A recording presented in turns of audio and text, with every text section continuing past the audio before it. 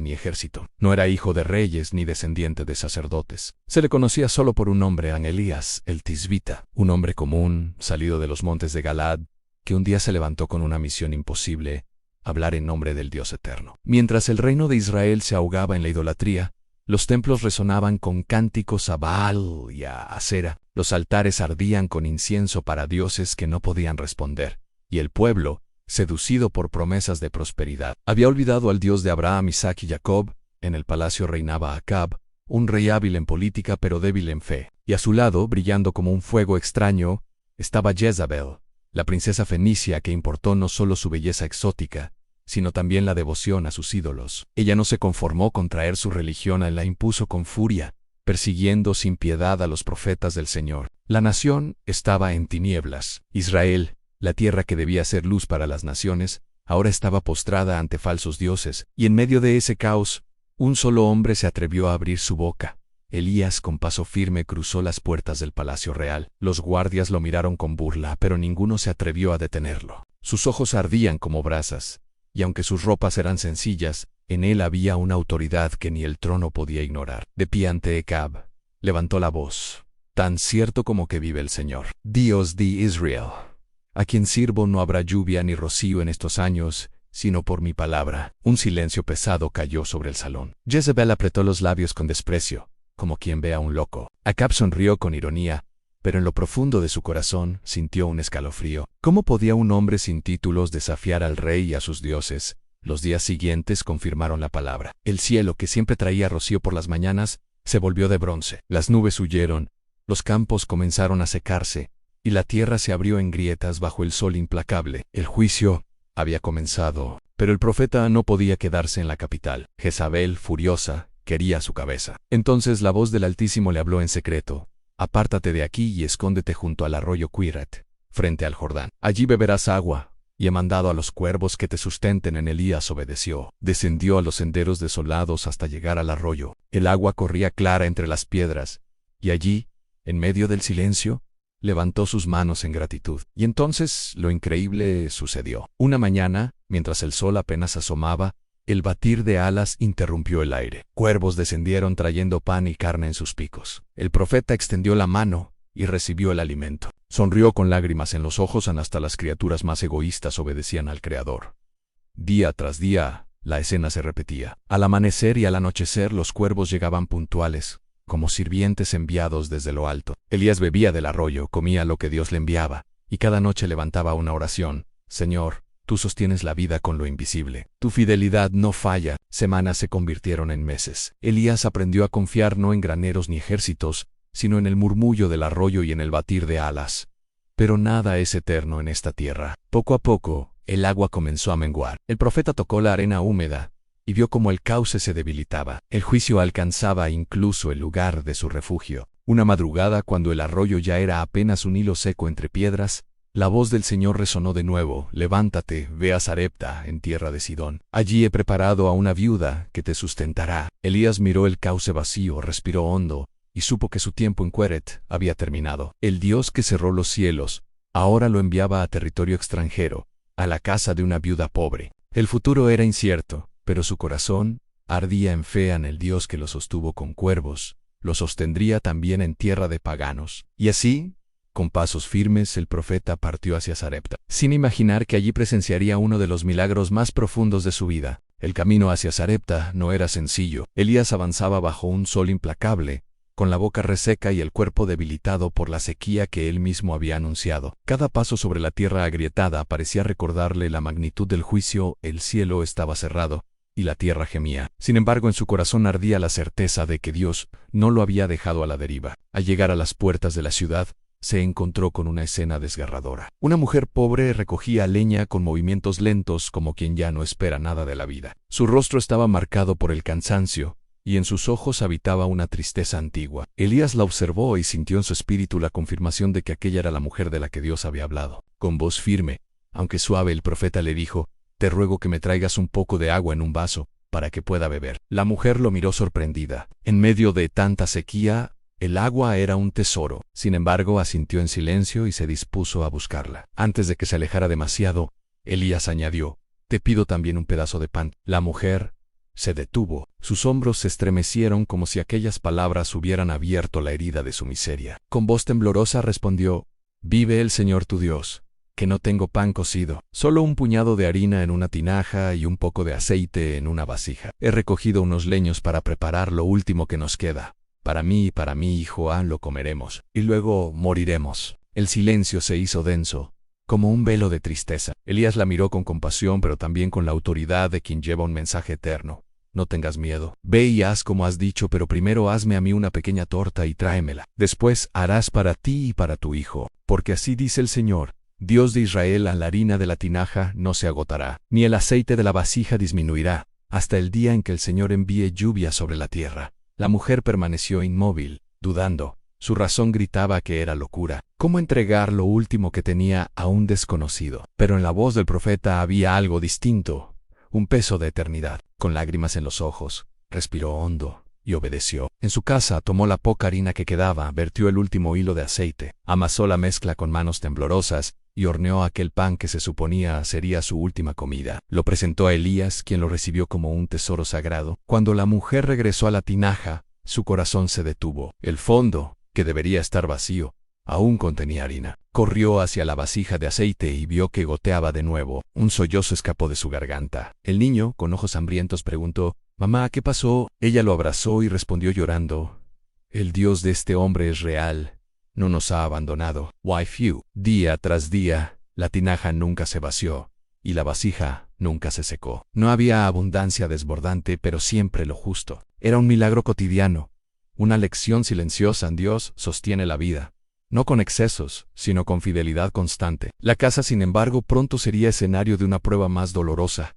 El niño, que ya no temía al hambre, comenzó a enfermar. Al principio fue solo una tos, luego fiebre, y finalmente el silencio mortal de un cuerpo sin aliento. La madre, desgarrada, abrazó a su hijo sin vida y gritó con desesperación: «Hombre de Dios, ¿qué tienes contra mí? ¿Has venido para recordarme mis pecados y matar a mi hijo?». Las palabras fueron cuchillas en el corazón de Elías. En él también se quebró. Se arrodilló y clamó al cielo: «Señor Dios mío, ¿por qué haces sufrir a esta mujer que me abrió su casa? Te ruego, devuelve la vida a este niño». Tomó el cuerpo inerte en sus brazos y lo llevó al aposento alto donde se hospedaba. Lo colocó en la cama y, con lágrimas corriendo por su rostro, se postró sobre él. Una vez, 2 veces, 3 veces clamó con todo su ser: «Señor Dios mío, te suplico, devuelve el alma de este niño a su cuerpo». El silencio era absoluto, pero de pronto algo cambió. El pecho del niño se estremeció, sus labios exhalaron un débil suspiro, y sus ojos se abrieron lentamente. La vida había regresado. Elías lo tomó en brazos, bajó las escaleras y lo entregó a su madre. «Mira, tu hijo vive». La mujer cayó de rodillas, llorando, y exclamó: «Ahora sé que eres un hombre de Dios y que la palabra del Señor en tu boca es verdad». Elías cerró los ojos, sabiendo que aquello no era su obra, sino el testimonio de un Dios que no solo sostiene con pan y aceite, sino que también vence a la muerte. La noticia se difundió rápidamente. En Sarepta, tierra extranjera y pagana, se susurraba con temor y asombro: en el Dios de Israel había resucitado a un niño. Pero mientras el hogar de la viuda se llenaba de fe y esperanza, Israel seguía ardiendo bajo la sequía. Y pronto, el profeta sería llamado de nuevo al centro del conflicto. El monte Carmelo lo esperaba, donde el fuego descendería para demostrar quién es el verdadero Dios. 3 años habían pasado desde que Elías se refugió en Sarepta. 3 años de cielos cerrados, campos agrietados, y un pueblo que, en lugar de arrepentirse, seguía coqueteando con la idolatría. La sequía había convertido a Israel en un desierto espiritual y físico. Ni Baal, ni Asera, ni los dioses extranjeros habían podido traer una sola gota de lluvia. Entonces, la voz del Altísimo resonó en el corazón del profeta: «Ve straight a Acab, porque voy a enviar lluvia sobre la tierra». Elías obedeció. Su figura emergió del horizonte polvoriento, caminando con la determinación de quien carga no solo con un mensaje, sino con el destino de toda una nación. En su camino se encontró con Abdías, mayordomo del palacio, y uno de los pocos que todavía temía al Señor. En el hombre cayó de rodillas al reconocerlo. «¿Eres tú, mi señor Elías?». «Soy yo», respondió el profeta. «Ve y dile a tu rey que aquí estoy». «Si le digo eso y el Espíritu del Señor te lleva a Acab, me matará. Jezebel ya ha asesinado a muchos profetas, y yo apenas logré esconder a 100 en cuevas para protegerlos». Elías le puso la mano en el hombro. «Vive el Señor de los ejércitos, en cuya presencia estoy, que hoy me mostraré a Acab». Con el alma temblorosa pero confiada, Abdías llevó la noticia al palacio. El rey, consumido por la desesperación y la rabia, salió al encuentro del profeta. Sus ojos estaban hundidos, su cuerpo desgastado por la sequía, pero su lengua aún escupía veneno. ¿Eres tú el que alborota a Israel?, gritó con desprecio. En Elías no retrocedió. Sus palabras fueron espada. No soy yo quien ha turbado a Israel, sino tú y la casa de tu padre, porque han abandonado los mandamientos del Señor y han seguido a Baal. El silencio fue cortante. Luego, con la voz de un hombre que porta mandato divino, Elías lanzó el desafío. Reúne a todo Israel en el monte Carmelo. Trae a los 450 profetas de Baal y a los 400 de Acera que comen en la mesa de Jezabel. Allí veremos quién es el verdadero Dios. El rey, incapaz de resistir, aceptó. El monte Carmelo se convirtió en un escenario de juicio. Hombres, mujeres y niños subieron expectantes. El aire ardía de sequía y tensión. Los profetas de Baal llegaron con túnicas coloridas, cuchillos rituales y tambores estruendosos. A su lado Elías estaba solo, vestido con sencillez, pero cargado con la autoridad del cielo. El profeta dio un paso al frente. Su voz retumbó sobre la multitud. ¿Hasta cuándo claudicarán entre dos pensamientos? Si el Señor es Dios, síganlo. Si Baal es Dios, síganlo a él. El pueblo guardó silencio. Nadie se atrevió a responder. Entonces Elías propuso la prueba, que se preparen 2 altares. Los profetas de Baal invocarán a su Dios, y yo invocaré al Señor en el Dios que responda con fuego. Ese será el verdadero Dios en el pueblo. Ansioso, aceptó, bien dicho. Los profetas de Baal comenzaron su ritual. Eligieron un toro, lo colocaron sobre la leña y alzaron las manos al cielo. Desde la mañana hasta el mediodía gritaron: «Baal, respóndenos. Baal, envía fuego». Saltaban, danzaban y golpeaban tambores. Sus voces desgarraban el aire, pero el cielo permanecía mudo. No hubo relámpago, ni chispa, ni fuego. Al mediodía, Elías se permitió una burla. «Griten más fuerte. Tal vez su Dios está ocupado, o de viaje, o dormido, y necesita que lo despierten». La gente rió, pero los sacerdotes, llenos de furia, intensificaron su frenesí. Se cortaron con cuchillos hasta que la sangre corrió por sus cuerpos. El altar quedó empapado de sacrificios humanos, pero aún así, nada. Baal guardaba silencio. La tarde se acercaba cuando Elías levantó la mano. «Acérquense a mí». El pueblo rodeó al profeta. Con calma solemne, reparó un antiguo altar del Señor caído en ruinas. Tomó 12 piedras, una por cada tribu de Israel, y levantó de nuevo el altar en el nombre del Señor. Preparó el sacrificio. Colocó la leña y luego hizo algo que dejó a todos boquiabiertos. «Llenen 4 cántaros de agua y viértanlo sobre la ofrenda». El pueblo murmuró. El agua era más preciosa que el oro en esos días. Aún así, obedecieron. La carne y la leña quedaron empapadas. «Háganlo otra vez», ordenó Elías, y lo hicieron. Una tercera vez. El agua corría ya como un río, llenando la zanja alrededor del altar. Entonces Elías levantó los brazos al cielo y oró: «Señor Dios de Abraham, Isaac e Israel, que se sepa hoy que tú eres Dios en Israel y que yo soy tu siervo. Respóndeme, Señor, para que este pueblo sepa que tú eres Dios y que sus corazones vuelvan a ti». El silencio fue absoluto. Los ojos de miles estaban fijos en el altar empapado, y de repente cayó fuego del cielo. No una llama débil, sino un fuego abrasador que consumió el sacrificio, la leña, las piedras, el polvo y hasta el agua de la zanja. En segundos, todo desapareció en una llamarada de gloria. El monte entero tembló. El pueblo cayó rostro en tierra y gritó al unísono: «El Señor es Dios, el Señor es Dios». Elías permaneció de pie, con lágrimas en los ojos, mirando al cielo abierto. Aquello no era solo un milagro, era la reivindicación del Dios verdadero frente a una nación que había olvidado su pacto. La multitud, enardecida, se volvió contra los falsos profetas. A la orden del profeta, los capturaron y fueron ejecutados. El Carmelo no solo fue un altar de fuego, sino también de juicio. Elías sabía, sin embargo, que aunque el pueblo había confesado al Señor, la batalla no había terminado. En el palacio, Jezabel ya afilaba su odio, y el fuego que descendió del cielo pronto encendería también la furia de la reina. El Carmelo había ardido en fuego, y el pueblo había visto con sus propios ojos la gloria del Señor en cada piedra carbonizada. Cada sacrificio consumido por las llamas era un testimonio de que Israel aún podía volver a Dios. Pero esa victoria, que parecía completa, era solo un instante en el inmenso lienzo de la historia. Porque en las sombras del palacio, Jezabel Jaino Yifeniciau escuchaba la noticia con una furia que podía cortar el aire. Sus dedos se cerraron sobre el borde de su trono, sus ojos chispeaban de odio, y su voz, templada en veneno, se convirtió en un rugido de amenaza. «Ese hombre pagará con su vida», juró. mientras su pecho temblaba. Ni siquiera un Dios podrá salvarlo. Elías, sin saberlo, estaba a punto de enfrentarse a la prueba más dura de su vida. La fama del milagro había viajado rápido, y ahora la reina de corazones de piedra lo buscaba para matarlo. El profeta, que había visto fuego caer del cielo y la vida regresar de la muerte, sintió como la angustia se apoderaba de su corazón. Por primera vez, la soledad no era un lugar de reposo, sino un pozo oscuro donde el miedo y la desesperación se mezclaban. Sin esperar, Elías partió hacia el desierto. Sus pies, acostumbrados a caminar por tierras fértiles y montes verdes, ahora hundían en la arena seca y agrietada. Cada paso era pasado.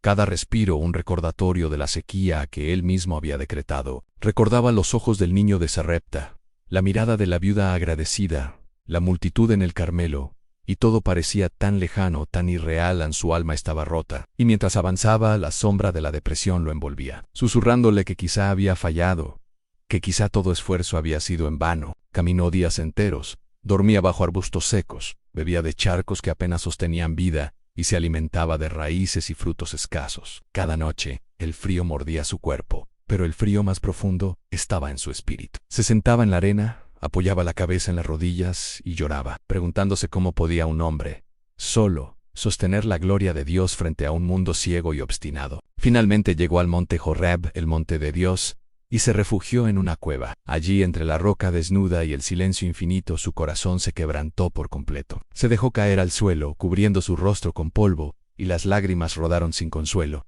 «Señor», clamó, «he hecho todo como me mandaste. He defendido tu nombre, he mostrado tu poder, y ahora me buscan para matarme. Estoy solo. No puedo más». El silencio respondió, pesado, absoluto. Ni viento, ni fuego, ni temblor movieron la montaña. Elías esperaba un milagro espectacular, un rugido que descendiera del cielo, pero solo escuchó la soledad. La noche cayó y el frío se clavó en sus huesos, y con él, la desesperanza. Al amanecer, un viento fuerte barrió la montaña, arrancando piedras y levantando polvo que cegaba los ojos. Elías tembló y se cubrió la cara, esperando la voz de Dios en el rugido del viento. Luego vino un terremoto profundo que hizo temblar hasta la raíz de la montaña. La tierra crujió bajo sus pies, y él sintió como la creación entera se movía en presencia de lo divino. Pero no estaba allí. Luego un fuego recorrió la roca, brillando y lamiendo las paredes de la cueva, pero Dios tampoco estaba en las llamas. Y entonces, un susurro suave, casi imperceptible,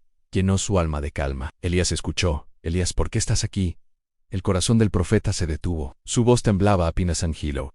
«He defendido tu nombre, Señor. He mostrado tu poder con fuego y milagros, pero el pueblo me ha abandonado, y Jezabel me busca para matarme. No puedo más». El murmullo volvió, ahora más cercano, como una brisa que acaricia la frente. «No estás solo, Elías. No por la multitud, ni por la fama, ni por la fuerza visible, sino por mí. Tu camino continúa, no necesitas ejército, ni reconocimiento, ni aplausos, solo mi voz y tu obediencia». Elías cerró los ojos y por un instante recordó cada paso de su viaje al el arroyo Quiret, los cuervos que traían alimento, la tinaja de Sarepta que nunca se vació, el niño resucitado, el altar del Carmelo que ardió en fuego. Todo estaba allí, como un testimonio silencioso de que Dios obraba incluso cuando parecía ausente. Comprendió entonces que la batalla de Dios no siempre se libra con milagros espectaculares. A veces se libra en el silencio, en la obediencia humilde, en la fe que persiste cuando nadie más ve. Su corazón se llenó de una paz inesperada, y una llama de esperanza ardió de nuevo en su pecho.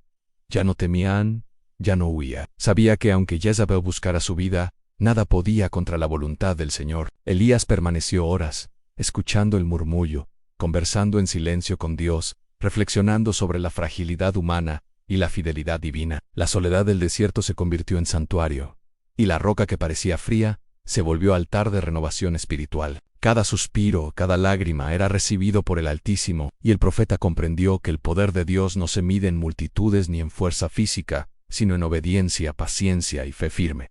Cuando el sol comenzó a descender, Elías se levantó. La depresión se había transformado en resolución. El miedo, en firmeza, caminó montaña abajo, cada paso decidido, llevando en su corazón un propósito renovado. Israel debía volver al Señor, y él sería instrumento de esa restauración. El horizonte ardía con los colores del atardecer, y el desierto parecía inclinarse ante la gloria invisible que sostenía al profeta. Elías sabía que la historia de Israel no había terminado. La lluvia caería, la sequía terminaría, y la fidelidad de Dios se manifestaría una vez más en todo su poder, porque aunque el mundo estuviera lleno de tinieblas, un hombre obedeciendo al Dios verdadero podía cambiarlo todo.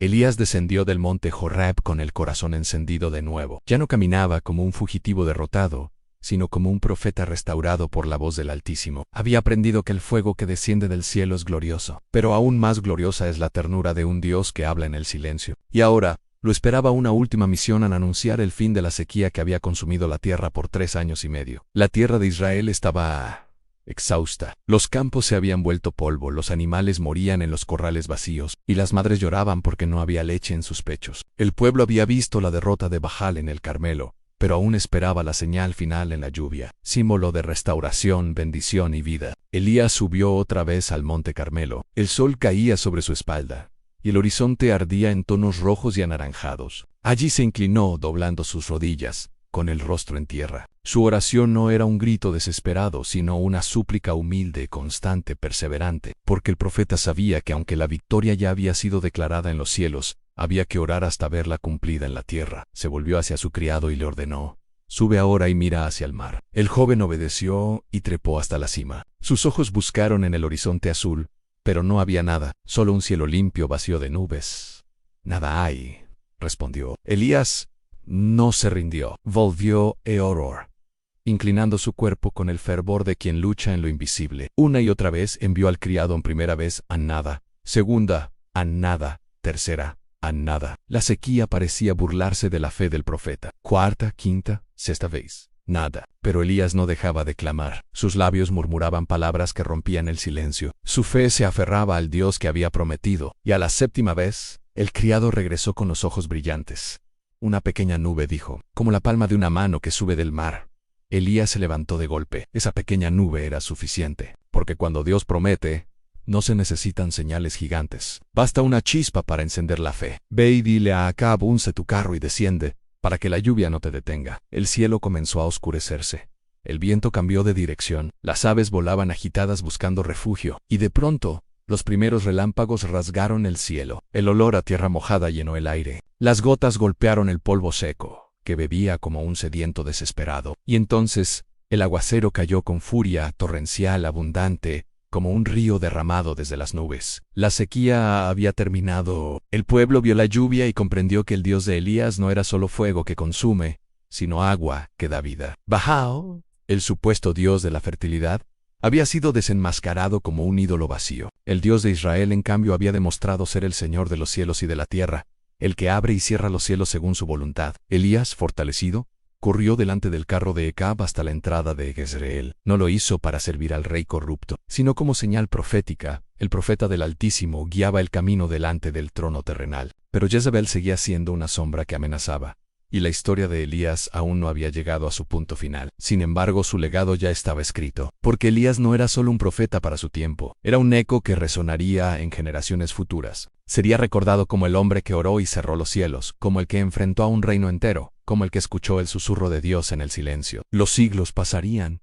y todavía se hablaría de él. En tiempos de Jesús, se diría que Elías había de venir antes del Mesías. En el monte de la Transfiguración, aparecería junto a Moisés para dar testimonio del Hijo de Dios. Y hasta el último libro de la Biblia, Malaquías lo mencionaría como el profeta que anunciaría el gran y terrible día del Señor. En Elías fue más que un hombre de fuego. Fue un recordatorio de que un corazón rendido al Dios verdadero puede cambiar la historia de una nación. Fue la prueba de que aunque los reyes se corrompan y los pueblos se extravíen, siempre hay un remanente fiel. Why Sabra to do. Fue un testimonio de que la voz de Dios puede encontrarse no en el ruido de este mundo, sino en el susurro suave que calma el alma. Elías no fue perfecto. Tuvo miedo, dudó, huyó, lloró y hasta pidió morir. Pero Dios no lo abandonó, porque la fidelidad de Dios no depende de la fortaleza de sus siervos, sino de su amor inquebrantable. La historia de Elías nos enseña que la oración perseverante abre los cielos, que un corazón fiel puede desafiar reinos enteros, y que cuando todo parece perdido, Dios aún tiene un plan. Hoy quiero dejarte con una pregunta que no puedes ignorar. ¿Eres capaz de clamar como Elías hasta ver descender la lluvia? ¿Tienes la fe de doblar tus rodillas aun cuando el cielo esté vacío 6 veces seguidas, confiando que en la séptima aparecerá la nube? Si esta palabra impactó tu vida, no la guardes solo para ti. Compártela con alguien que necesita escuchar que la sequía puede terminar, que la lluvia de Dios aún está por caer. Suscríbete a este canal, a Biblia Sagrada. Activa la campanita y escribe en los comentarios: al Señor, haz llover en mi vida. Quiero leer tu fe, quiero unirme en oración contigo. Porque recuerda, en el mismo Dios que escuchó a Elías, sigue escuchando hoy. Y cuando Él habla, incluso en un susurro, los cielos obedecen.